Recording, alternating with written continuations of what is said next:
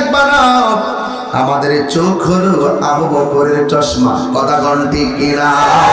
আমরা নবীর সচক্ষে না দেখলেও আমাদের বিশ্বাস আছে নবী আমরারে দেখতেছে। কথা বলেন ঠিক কিনা? কাফেররাও জাহান্নামের মধ্যে যাবে, মুনাফিকরাও জাহান্নামের মধ্যে যাবে রে। ওয়া বিসাল মাসির। আর জাহান্নাম জায়গাটা বেশি ভালো না, জাহান্নাম জায়গাটা অনেক অশান্তি। আমার নবী আপনার নবী রাহমাতুল লিল আলামিন বলেন, ও পৃথিবীর মানুষ শুনে রাখো, জাহান্নামটা কেমন জানোনি? এই জাহান্নামটা এমন গভীর যে এই জাহান্নামের আগুনের রং ছিল সাদা, সাদা রং জ্বলতে জ্বলতে হয়েছে লাল, লাল রং জ্বলতে জ্বলতে এখন জাহান্নামের রং হলো কালো। এই জাহান্নামটা কেমন গভীর জানোনি? এই পৃথিবীটা যত বড় এর চাইতে 70 গুণ বেশি বড়। যদি একটা পাথর যদি জাহান্নামের মুখের মধ্যে ছেড়ে দেয়, এই জাহান্নামের নিচ দিয়ে সেই পাথরটা যাইতে 70,000 বছর লাগবে। আর আমার আল্লাহ বলেন, আর মুনাফিকরা ওই জাহান্নামের সর্বনিম্ন স্তরে বাস করবে। আপনারা জবান খুলে বলেন, এই মুনাফিক মেহারিতে আছে না নাই? এখানে একটা হাদিস বললে আরো বুঝবেন, এই হাদিসটা খুব জরুরি। আন আবি হুরায়রা রাদিয়াল্লাহু তাআলা আনহু আন্না রাসূলুল্লাহ সাল্লাল্লাহু আলাইহি ওয়াসাল্লাম قال, আমার নবী আপনার নবী বলেন, আয়াতুল মুনাফিকি সালাসুন, মুনাফিক চিনার আলামত হলো 3টি। ইজা হাদাসা কাযাবা, সে কথা বললে মিথ্যা বলবে। ওয়া ইজা ওয়াদা আখলাফা, সে ওয়াদা করলে খেলাপ করবে। ওয়া ইজা তুমিনা খানা, সে যদি তার কাছে আমানত রাখা হয় আমানত খেয়ানত করবে। এটা তো আছেই, কিন্তু মুনাফিকদের কোয়ালিটি কি হবে? তার মানে হলো কাফেরদের মধ্য থেকে দেখবেন বেশি মুনাফিক পাওয়া যাবে না। ইহুদিরা দেখবেন এরা কথায় খুব বিশ্বাসী, এরা ওয়াদাকে খুব বিশ্বাস করে, মানুষ হিসাবে মানুষকে অনেক মূল্যায়ন করে এবং হত্যাকাণ্ড করতে গেলে 1000বার চিন্তা করে। যদিও তারা মুসলমান নিধনের সংগ্রাম নিয়ে নামছে, যেমনভাবে মুসলমান নিধনের জন্য নামছে, কিন্তু ওই মুনাফিকরা মুসলমানদের মধ্যে যে মুনাফিকরা, ওই মুনাফিকরা ওয়াইন সাহাবা, তারা রোজা রাখে, ওয়া সাল্লা এবং নামাজ পড়ে, ওয়া জামা আন্নাহু মুসলিম এবং নিজেদেরকে মুসলমান দাবি করে। তাইলে মুনাফিকদের ভূষণ হলো, এদেরকে দেখলে পুরা মুসলমান, দেখলে মনে হবে আল্লাহর ওলি।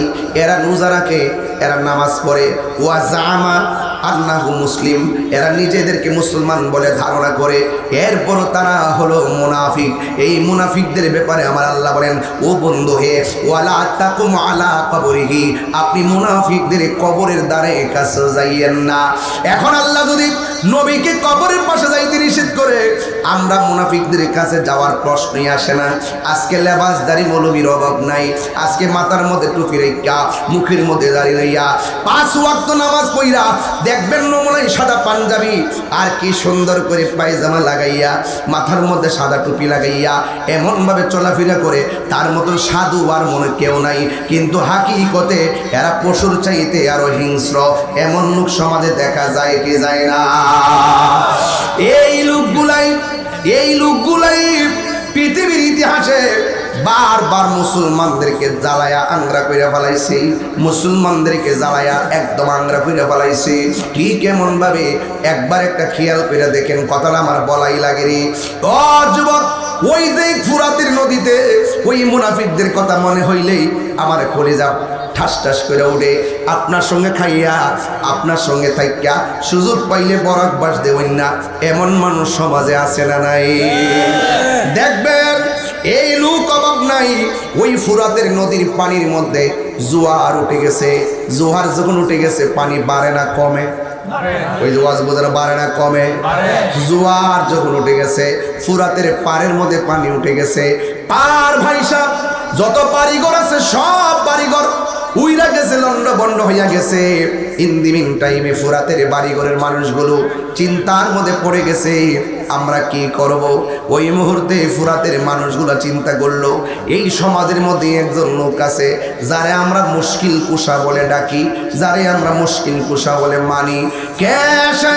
কয়সে হলো পাকি বন্দাতের সদস্য, আহলে বায়তের সদস্য, যার নাম হলো হযরতে মওলা আলী রাদিয়াল্লাহু তাআলা আনহুর কাছে দৌড় দিলেন, যাইয়া ডাক দিয়া বলেন, হে মওলা আলী মুশকিল কুশা, আপনি তো পাকে পান্ডাতনের সদস্য, আপনার পানির কারণে আমাদের বাড়িঘর সব লন্ডভন্ড হয়ে গেছে, মেহেরবানি করে আপনাকে ওসিলা মানলাম, আল্লাহর কাছে একটু বলেন। আমরা তো ওলি আল্লাহর দরবারে শুধু ওসিলা মানার জন্য যাই, আমরা তো ওলি আল্লাহকে ওসিলা মানার বাইরে কিছু চাই না। কথা কোন ঠিক কিনা বলেন? ঠিক এমন ভাবে ফুরাতের প্রান্তর অধিবাসীগুলো হযরত মৌলা আলীর কাছে বললেন, ইয়া মুশকিল কুশা, মেহেরবানি করে আপনাকে ওসিলা মানলাম, আল্লাহর কাছে একটু বলেন না আমার আল্লাহ যেন আমাদের বন্যাটা দূরে সরাইয়া দেয়। আপনারা জবান খুলে বলুন, ওসিলা ধরা যায় আছে না নাই? বন্ধু, এই দরবারের মধ্যে অনেকে খাসি নিয়ে আইছেন, অনেকে গরু নিয়ে আইছেন, অনেকে চাল নিয়ে আইছেন, ডাল নিয়ে আইছেন, আপনি হিসাবে মিলবেন না। এখানে এমন কিছু মানুষ আছে অনেক কিলোমিটার দূর থেকে আসছে মুসাফির, এই মুসাফিররা এসেছে আপনার দেওয়া আমানতটুকুন মুসাফিরদের জন্য খাবারের ব্যবস্থা হয়ে গেছে। আপনারা জবান খুলে বলুন, মুসাফিররা খাওয়াইলে সওয়াব আছে না নাই? গাউসে পাক আব্দুল কাদের জিলানীর সবচাইতে বড় একটা চরিত্র ছিল, তিনি শুধুমাত্র মানুষকে খাওয়াইতেন। আমার নবী বলছেন, শুনে যাও পৃথিবীর মানুষ, আমি কি তোমাদের কি দুইটা এমন কাজের কথা বলবো না যে এই দুইটা কাজ করলে আল্লাহ বেশি খুশি হয়, দুইটা কাজ করলে মহব্বত পয়দা হয়? সাহাবায়ে কেরাম ডাক দিয়ে বলেন, ইয়া রাসূলুল্লাহ, নবী গো, অবশ্যই আপনি আমাদেরকে বলবেন। আমার নবী বলেন, একজন আরেকজনের সালাম দেওয়ার সিস্টেম চালু করো, দেখা হইলে সালাম দিয়ে দাও, যারে চিনো তারও সালাম দাও, যারে চিনো না তারও সালাম দাও, কারণ সালামের মাধ্যমে শত্রুতা দূর হয়ে যায়, সালামের মাধ্যমে বন্ধুত্ব তৈরি হয়ে যায়। আর একটা জিনিস আছে, যেই কাজটা করলে আমার আল্লাহ বেশি খুশি হয়ে যায়, সেই জিনিসটা কি? ওই জিনিসটা হলো মানুষকে খাওয়ানো, অনাহারীকে খাবার খাওয়ানো। আজকে দরবারের মধ্যে আপনারা গরু নিয়ে আসলে ফতুয়া মারেন, ছাগল নিয়ে আসলে ফতুয়া মারেন, এখানে হাজার হাজার লোক আসবে, এটা জিয়াফত হবে, মেহমানদারি হবে, মানুষ খাইয়া বলবে আলহামদুলিল্লাহ, মানুষ খাইয়া বলবে আলহামদুলিল্লাহ। এই যে একটা শান্তি, এটা শান্তিটা আল্লাহর পক্ষ থেকে আসে। এই জন্য যুবক ভাইয়েরা আমার, ওলি আল্লাহর দরবারে আমরা অন্য কোনো কারণে যাই না, ওলি আল্লাহদের উসিলাই আমরা আল্লাহকে তালাশ করি। কথা বলেন ঠিক কিনা? এই জন্য যুবক ভাইয়েরা আমার, ওই ফুরাতের মানুষগুলো মৌলা আলী রাদিয়াল্লাহু তাআলা আনহুর কাছে আসলেন। আসার পরে যেই মাত্র বললেন, মায়ার মৌলা আলী, দয়ার মৌলা আলী, মুশকিল কুশা মৌলা আলী, তিনি রাজি হয়ে গেছেন। হাতের মধ্যে লাঠি মুবারকটা নিলেন, গায়ের মধ্যে পাঞ্জাবিটা লাগালেন। পাঞ্জাবিটা লাগাইয়া যেই মাত্র ঘোড়ার উপরে বসছে, ঠিক ওই মুহূর্তে দুইটা কলিজার টুকরা আসছে, দুইটা নূরের টুকরা আসছে। একজনের নাম ইমামে হাসান, আরেকজনের নাম ইমামে হুসাইন। দুইজন আইসা ডাক দিয়া বলে, বাবা আপনি কোথায় যাইতেছেন? কয়, আমি তো যাইতেছি একটা বিপদে, মানুষের বিপদে পাশে দাঁড়ানো ইবাদত, এই জন্য আমি সেখানে যাইতেছি। ইমাম হুসাইন ডাক দিয়ে, কি বাবা কি হয়েছে? কয়, তাদের বন্যায় বাড়ি ঘরে ভেসে গেছে। আমরাও দেখবে আমার দোস্ত ব্রাহ্মণপাড়া বন্যায় গেছে, আমিও ব্রাহ্মণপাড়া বন্যায় গেছি, দুই দোস্ত একসাথে গেছি, একসাথে আবার দাঁড়াইছি, একসাথে আমরা বন্টন করছি। যায়া যায়া ঘরে ঘরে নৌকার মধ্যে উইটা উইটা কাপড়গুলো ভিজাইয়া ভিজাইয়া আমরা যাইয়া ঘরে ঘরে, যা তৌফিক আছে, আমরা গরিব মানুষ, যা তৌফিক আছে আমরা তার কাছে নিয়ে পৌঁছাইয়া দিছি। আমরা বিশ্বাস করি আজকে ব্রাহ্মণপাড়ার পানি, আজকে বুড়িচঙ্গের ঘরে পানি, একটা মানুষও গরিব না, এরা পরিস্থিতির শিকার। এমন পরিস্থিতির শিকার আমরাও হওয়া লাগতে পারে। মানুষ মানুষের জন্য বিপদ দেখলে হাসছেন না, ঘরে আগুন লাগছে কেরাসিন ডাইলেন না, ঘরে আগুন লাগছে পানি দিয়ে নিবাইবেন। একটা মানুষ বিপদে পড়ে গেছে, ও যুবক পারলে বিপদটা উদ্ধার করে দেন। এটার নামই হলো humanity is the very important element for our life. মানুষের জীবনে মানবতাটাই হলো সবচাইতে বড় সম্পদ। এই জন্য ঘরের পাশে ঘরের মানুষটা কুরবানি দিতে পারে নাই, আপনি কুরবানি দিয়েছেন, সুন্দর করে নিজে খাওয়ার আগে গোশতটা তার ঘরে পৌঁছাইয়া দেন। আপনার ঘরের রান্না গোশতের গ্রান যেন তার নাকের মধ্যে না যায়, ওই নাকের মধ্যে ওই গ্রানটা যাওয়ার আগে তার ঘরের মধ্যে গোশতটা পৌঁছাইয়া দেন, যেন তার ঘরের রান্নার গ্রান আপনার মাঝে আসে। আপনি যেন না খাইয়াও বুঝতে পারতেছেন আমি হাসার আগে একটা অনাহারীর মুখে হাসি ফুটাইছি। এটার নাম হলো ইসলাম। ও যুবকের দল, হুজুর মৌলা আলী রাদিয়াল্লাহু তাআলা আনহু যখন তিনি ঘোড়ার মধ্যে বসলেন, দুইটা সন্তান ডাক দেখে, আব্বা, মানুষের বিপদে আপনি শুধু পাশে যাবেন, আপনার সন্তানগুলোকে পাশে যাবে না। দুইটা সন্তান ডাক দিয়ে বলে, ও বাবা, মেহেরবানি করে আমাকে সামনে বসান, আমার বাইরে পিছনে বসান, আপনি মাঝখানের মধ্যে বসে যান। এবার মাঝখানের মধ্যে বসে গিয়েছে। বসার পরে দুইজন সন্তান আর মৌলা আলী রাদিয়াল্লাহু তাআলা তিনি চলে গেলেন। ওই জায়গার মধ্যে যাইয়া 2 রাকাত নামাজ পড়ছে। মনে রাখবেন, আল্লাহর কাছে যত চাইবেন 2 রাকাত নামাজ হাজত পড়বেন, হাজত পইরা আল্লাহর কাছে চাইবেন। ওই নামাজের পরের দোয়াটা আমার আল্লাহ বড় কবুল করেন। মৌলা আলী রাদিয়াল্লাহু তাআলা 2 রাকাত নামাজ পইরা 2টা হাত বাড়াইয়া মুখের মধ্যে মেসেজ কইরা হাতের মধ্যে লাঠি মোবারকটা নিয়েছে। ও বন্ধুরে, ও মেহারির বাবা, এবার হাতের মধ্যে লাঠিটা লইয়া মৌলা আলী রাদিয়াল্লাহু তাআলা মাটির মধ্যে একটা গায়ে দিছে। দেওয়ার পরে 2 ফুট পর্যন্ত লাঠি মোবারকটা মাটিতে ডুবে গেছে। মাটির মধ্যে যখন ডুবে গেছে, ফুরাতের প্রান্তরের মানুষগুলা বলতেছে, আলী গো, আপনি তো লাঠি মোবারক 2 হাত মাটির নিচে ঢুকাইলেন না, আমরা তাকায় দেখতেছি জোয়ারের 2 ফুট পানির সাথে সাথে কমে গেছে। 2 ফুট পানি কমে গেছে। ওই মুহূর্তে আবার তিনি আল্লাহু আকবার বলে লাঠি মুবারকটা মাটির মধ্যে গেড়ে দিয়েছে। আবারও 2 ফুট পানি কমে গেছে। এবার ওরা ডাক দিয়ে বলে, আলী গো, আর যদি দিতে থাকেন এমন আছে বাটা লেগে যাবে, আবার পানি না উঠতে পারে, আর লাগবে না, আর লাগবে না গো, আর লাগবে না। আলহামদুলিল্লাহ। এবার মৌলা আলী রাদিয়াল্লাহু তাআলা আল্লাহর শুকরিয়া আদায় করে তিনি চলে গেলেন। আমার প্রশ্ন, ওয়াজ কিন্তু আমার এখানে না, আমার প্রশ্ন হলো, ফুরাতের পানির দ্বারা তীরের মানুষগুলা বিপদে পড়ে গেছে জোয়ারের কারণে। মৌলা আলী রাদিয়াল্লাহু তাআলা যাইয়া আল্লাহর কাছে দোয়া কইরা তিনি ভাটা লাগাইয়া দিলেন। ওই ফুরাতের প্রান্তের মানুষগুলো এমন একটা সময় এসেছে, ওই নবীর আওলাদের জন্য ফুরাতের পানি তারা বন্ধ করে দিয়েছে। এটা কোনোদিন মেনে নেওয়া যায় না। এই পানিটা যদি খ্রিস্টানে বন্ধ করত, এই পানিটা যদি ইহুদিরা বন্ধ করত, এই পানিটা যদি হিন্দুরা বন্ধ করত, মনটার মধ্যে বুঝ দিতাম এই পানিটা বন্ধ করছিল মুনাফিক মুসলমানরা। এই জন্য বড় মুনাফিক মুসলমানদের চক্রান্তে আজকে সুন্নিরা পড়ে গেছে। আমরা বুঝাইতাম পারতেছি না, আমরা শান্তিপ্রিয় মানুষ, এক শ্রেণীর মানুষ, মুখে মধুর কথা বইলা বইলা শান্তির পতাকা উড়ায়া উড়ায়া চলতেছে। আসলে এই পতাকার বাতাসের মধ্যে অশান্তি আছে না নাই? এই জন্য যুবক, যার কেউ নাই তার কে আছে? ওয়ালা তাহিনু ওয়ালা তাহসানু ওয়া আনতুমুল আ'লাউনা ইন কুনতুম মুমিনিন। আল্লাহ রাব্বুল আলামিন বলেন, নিরাশ হইও না, হতাশ হইও না, বিজয় তোমাদেরই হবে। শর্ত হলো একটা, তোমাদেরকে ইমানদার হওয়া লাগবে। আপনার মেহারির মানুষ জবানটা খুলে বিদায় বেলা বলেন, আমরা কি ইমানদার নাকি বেঈমান? আর জোরে কোন, না ইমানদার না বেঈমান? এমন একটা সময় আসবে, ওই বিয়াদবরা ইহুদিরা মুসলমানদের ডরে গাছের কোনায় যাইয়া পলাইব। ইমানদাররা বলবে, গেল কই রে, গেল কই, বাটফাটটা গেল কই, ইহুদিরা গেল কই, পাই না কেন?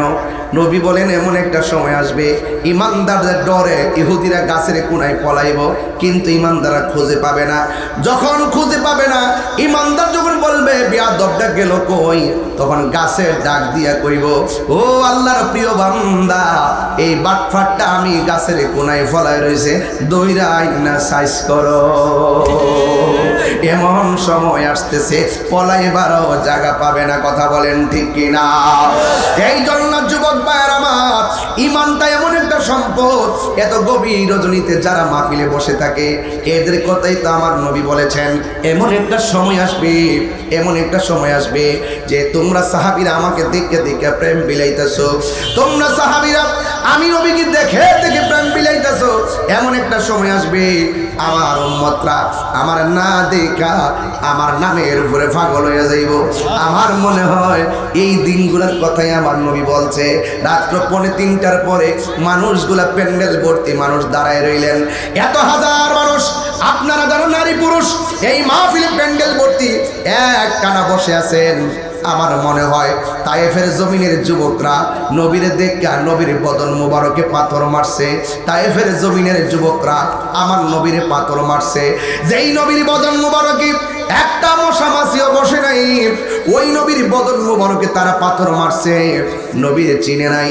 আমার মনে হয় ওই তায়েফের জমিনে যদি মেহারির এই পাগলগুলা থাকতো, মেহারির এই আশেকগুলা থাকতো, ওই তায়েফের যুবকদের পাথরের সামনে এই পাগল ছেলেগুলার মুরব্বী বাবাগুলার বুকটা পাথরের মধ্যে পাইতা দিত।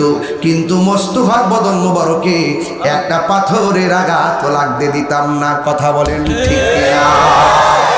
এই জন্য আমি প্রায় মাহফিলে বলে বলতাম নি বাজান, জন্ম আমার নবীর যুগে হলে কেমন হতো, জন্ম আমার নবীর যুগে হলে কেমন হতো, দুনয়নে রাসূল পাক দেখলে কেমন হতো, দুনয়নে রাসূল পাক দেখলে কেমন হতো, জন্ম আমার নবীর যুগে হলে কেমন হতো, জন্ম আমার নবীর যুগে হলে কেমন হতো। পড়ছি আমি রাতে রাসূল পাশে নূরের নবী। এখন তো কইবেন হুজুর কি কইলো আমরা, বাবা একটা সাথে ক্লিয়ার পড়ছি আমি নাতে রাসূল পাশে দয়াল নবী। এটার মানে কি বুঝছেন নি? নবীজির আমরা দেখতেছেন নাকি? আচ্ছা কোন তো নবী যে আমাদেরকে দেখে কি দেখে না? এই মাহফিল নবী আসে না আসে না? আমরা যে বলি নবী শুনি কি শুনে না? আমি এটার কথা বলতেছি। পড়ছি আমি নাতে রাসূল পাশে নূরের নবী, নাতে রাসূল শুনে নবী দিলেন মুচকি হাসি। জোরে জোরে কি আল্লাহু আকবার বলা যাবে না?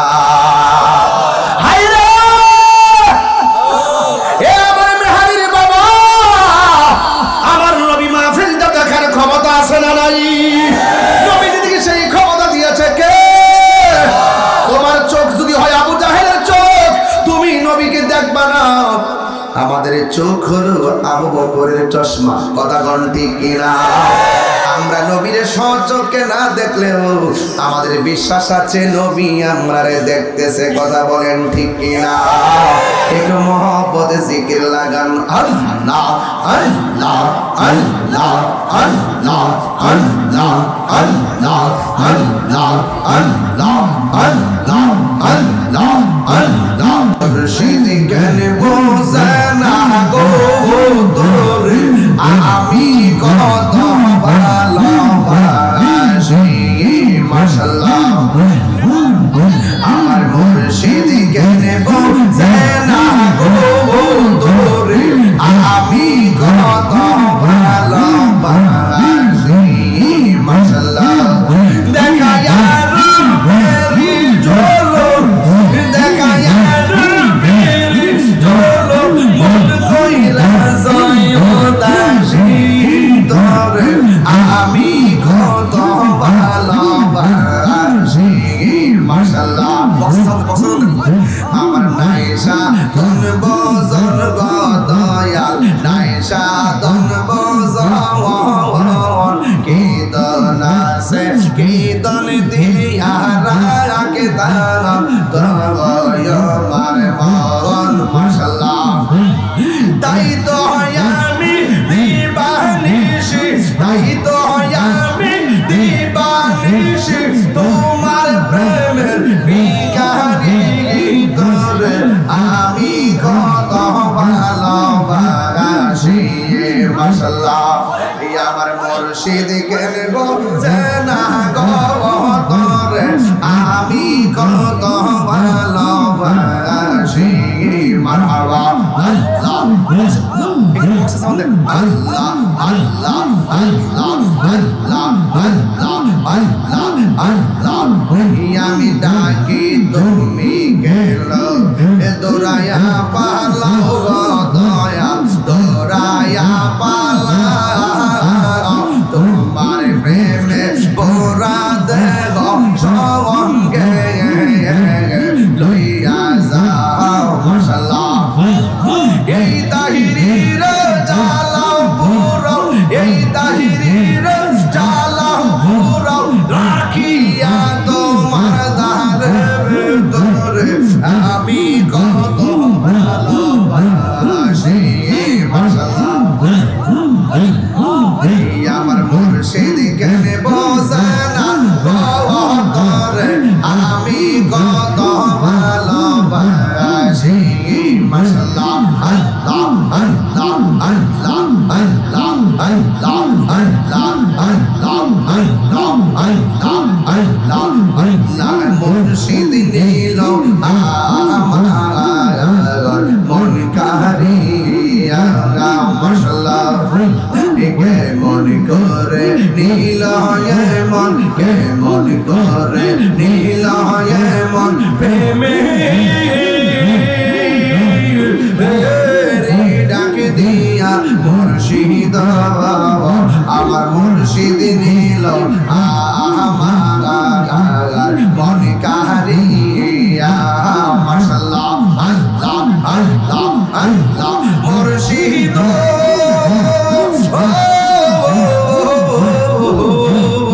আমারি মনে করলা গহরণ কি রূপ দেখাইয়া এই তাহিরির কি দাম আছে এই তাহিরির কি দাম আছে যদি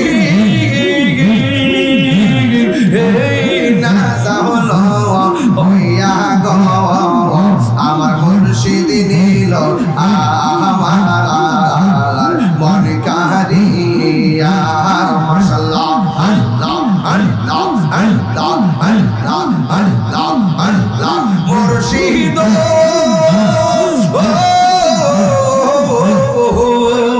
তোমারি প্রেমেতে গো আমার জীবন গেল বইয়া এই তাহিরির কি দাম আছে এই তাহিরির কি দাম আছে যদি না যাহল বইয়া গো আমার মুর্শিদ নীল আমার মন কারিয়া মাশাআল্লাহ আল্লাহ আল্লাহ আল্লাহ তোমার না দেখলে আমার ঘরে রইনা মনে গো তুই আমার যে মনে রে মুর্শিদ তো আর জীবন মাশাআল্লাহ আল্লাহ কমাইলেন বসতে আল্লাহ আল্লাহ আল্লাহ আল্লাহ আল্লাহ আল্লাহ আল্লাহ তোমার না দেখলে আমার ঘরে রইনা মনে গো তুই আমার জীবনে রে মুর্শিদ তো আর জীবন মাশাআল্লাহ আল্লাহ ইলাহা ইল্লাল্লাহ মুহাম্মাদুর রাসূলুল্লাহ সাল্লাল্লাহু আলাইহি ওয়াসাল্লাম সকলে বলে আলহামদুলিল্লাহ আর আলহামদুলিল্লাহ আমার মরণের কতদিন বাকি আমি জানিলাম না গো আমার মরণের কতদিন বাকি আমার মরণের কতদিন বাকি আমি জানিলাম না গো আল্লাহ মরণের কতদিন বাকি আমার মরণের কতদিন বাকি আমি জানিলাম না গো আল্লাহ মরণের কতদিন বাকি মারহাবা করেন আর আজরাইল আসিয়া যখন হস্তে দিবা পানি, আয় হায় আজরাইল আসিয়া যখন হস্তে দিবা দড়ি, তখন আমার মনা ভাই করবা লুকালুকি আমি জানিলাম না গো আল্লাহ। মরণের কত দিন বাকি, আমার মরণের কত দিন বাকি আমি জানিলাম না গো আল্লাহ। মরণের কত দিন বাকি, আর হায়াত হইল হাতে বাইরে, মত হইল পায়ে, আর হায়াত হইল হাতে বাইরে, মত হইল পায়ে। যে জায়গা যায় মরণ লেখা সেই যায় গাছে মরে আমি জানিলাম না রে, আমার মরণের কত দিন বাকি, আমার মরণের কত দিন বাকি আমি জানিলাম না গো আল্লাহ। কত দিন বাকি, আমার মরণের কত দিন বাকি আমি জানিলাম না গো আল্লাহ। মরণের কত দিন বাকি, আর 40 দিনের আগে বাইরে মৌতের নিশানি, 40 দিনের আগে বাইরে মৌতের নিশানি।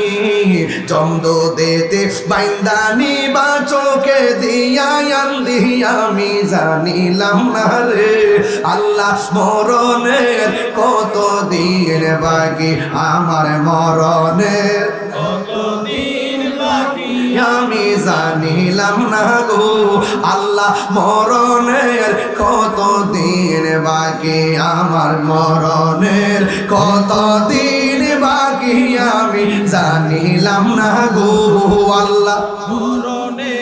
কত দিন বাকি, মারহাবা কর বাবা। কেউ জানেননি মরণে কতদিন বাকি আছে? আরে আল্লামা আশিক হুজুর আব্বা হুজুর, তিনি একজন আল্লাহর ওলি ছিলেন। মারহাবা কর। উনি একজন আবেদ ছিলেন, আবেদ আবেদ। কম কথা বলতেন, কম আড্ডা মারতেন, উজু সহকারে থাকতেন, পবিত্র অবস্থায় থাকতেন। আমি প্রায় সময় বলতাম আমার আশিকে ফোন দেখো, ভাই আব্বার শরীর বেশি ভালো না, আপনি একটু আয়েন না আয়েন না। আমি যে ভাই আমার তো যে মাহফিল, আমি তো মাহফিলের জন্য সময় করতে পারতেছি না। একদিন হঠাৎ করে একটা মাহফিল ক্যান্সেল হয়েছে, ঠাস করে গাড়ি নেওয়া, তখন আমার গাড়ি নাই, আরেকটা গাড়ি ভাড়া করছি। কইয়া বলছে যে করে গাড়িটা টান দে। ড্রাইভারকে কই যাবেন? আমি বলছি যে মেহারি যাবো একটু। কিনলে গিয়ে আমি আশিকি ভাইয়ের আব্বারে একটু এক নজর দেখি। পরে আমি ওনারে বলি নাই, দৌড়ায় আমি আয়সা পড়ছি। রাত্রে আয়সা বসছি, বৈশা ওনার মাথায় হাত দিছি, এমনি একটু লড়তাছে। পরে আমি একটু নিজে নিজেই একটু কানের কাছে মুখটা নিয়ে তারা কইলাম যে ভাই আপনারা পড়েন। মহিলারে কইলাম যে কইব তোমরাও পড়ো। পরে তওবা করাইতেছি, এরপরে মিলাদ পড়ছি, কিয়াম করছি, এরপরে দোয়া করছি। আশিকে ভাই সাক্ষী আছে, দেখেন আমি বলছি ওনারে ভাই আজকে রাত্রটা একটু ওনারে একটু দেখেন। ওই যে একটা কথা কইছিলাম গজল, আর 40 দিনের আগে বাইরে মৌতের নিশানি, 40 দিনের আগে মৌতের নিশানি, 40 দিনের আগে বাইরে মৌতের নিশানি। জমদু দেতে বাইন্দানি বা চোখে দিয়া আন্দি আমি জানিলাম না গো আমার মরণের কত দিন বাকি, আমার মরণের কত দিন বাকি আমি জানিলাম না গো আল্লাহ। মরণের কত দিন বাকি, আর আজরাইল শিয়া যখন হস্তে দিবে দড়ি, আজরাইল শিয়া যখন হস্তে দিব দড়ি, তখন আমার মনা ভাই করবা লুকালুকি আমি জানিলাম না গো আল্লাহ। মরণের কত দিন বাকি, আমার মরণের কত দিন পাইলাম না গো মরণের কত দিন বারে এই কথা কইছি সাক্ষী আছে দেখেন না কইছি ভাই আজকে রাত্রে একটু দেখে রেখে বাড়িতে গেছি সকালে তো খবরটা হয়ে গেছি যে ওনার আব্বা দুনিয়া থেকে বিদায় হয়ে গেছে ইন্না লিল্লাহি ওয়া ইন্না ইলাইহি রাজিউন চিনিন থেকে আগে গোসল করায়া একবারে উজু টুজু করায়া সুন্দর কইরা একদম বইলা যেন চলে গেছে রে বাবা এ বাবা আজকে চলে যাওয়ার পর রাত 3টার সময় ওনার গান গাইতেছি আমি চোখে দেখছি তো উনি কেমন মানুষ ছিলেন কত আদব ছিল না একটা ওলি আল্লাহ হওয়ার জন্য যে আদবগুলো দরকার যে কর্মগুলো দরকার আমি এই কর্মগুলো আমি ওনার দেখছি আজকে আমি গইরায় কাঁদতাম কেটে ধরেন আমার তো আব্বা নাই আমি জানি বাপটা কি জিনিস কি ছায়া এটা আমি জানি এই ছায়াটা গেলে গা দেখেন না মুখে হাসি নাই সারা জীবন আইলে নাই চলে আমার লোকে জিকিরাজ করে যে বাপে নাই তো মনে অশান্তি বাবা গো বাবা বাবা গো বাবা বাবা তুমি কেমন আছো ছোট মাটির ঘরে তোমার কথারি দয় মাঝে পড়ছে বারে বারে বাবা গো বাবা বাবা গো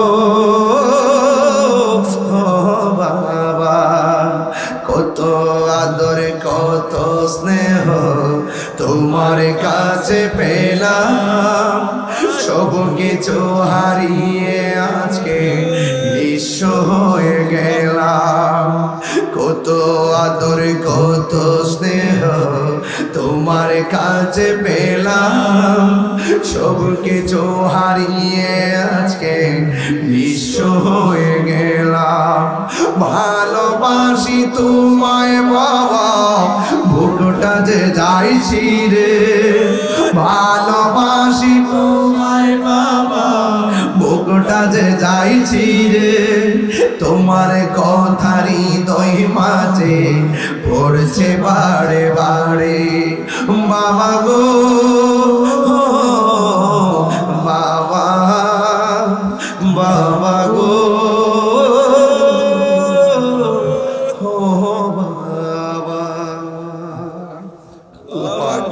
আল্লাহ পাক পৃথিবীর সকল বাবা মাদেরকে জান্নাতবাসী করুক পৃথিবীর সকল মা বাবাকে জান্নাতবাসী করুক যাদের আব্বা মা বেঁচে আছে তাদেরকে হায়াত দারাজ করুক একটা গজলের বই আছে এই গজলের বইটা 50 টাকা দিয়ে নিয়ে যাবেন আপনার আব্বা আম্মা অনেক খুশি হবে এই গজলগুলো পড়লে আর কি দিবেন কোটি টাকা দিয়ে তো শান্তি দেওয়া যায় না কিন্তু একটা স্পেশাল গিফট দিয়ে মা বাবাকে খুশি করা যায় মা বাবা আপনার 50,000 টাকার বান্ডেল নিতে চায় না মা বাপের শুধুমাত্র আপনি সুন্দর করে ডাক দিবেন দেখবেন সব জ্বালা দূর হয়ে গেছে কথা বলেন ঠিক না ঠিক এমন এক সময় আসবো ডাক দেওয়ার সময় না করে দিছে বাপে খবর নিছেন না সইলা যাওয়ার পরে দেখবেন বাইরে ঢুকলি বাপটার কথা মনে হইব কথা কোন ঠিক না ঠিক আল্লাহ আমাদের সকল প্রাণ বন্ধুরে আর পরীক্ষার সময় নাই খরজুরে ক্ষমা চাই শেষের খেয়া না নিলাই আমারে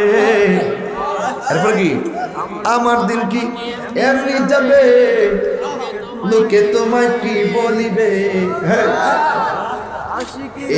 এই দুঃখ রইল আশিকির অন্তরে প্রাণ বন্ধুরে সন্ধ্যা হইল ডাকে দিলে না মোরে মাথা